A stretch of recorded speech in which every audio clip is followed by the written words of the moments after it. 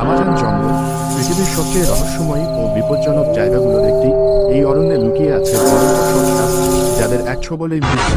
Green anaconda বিশ্বের সবচেয়ে বড় ও ভারী সাপ, 20 ফুট পর্যন্ত লম্বা হয়।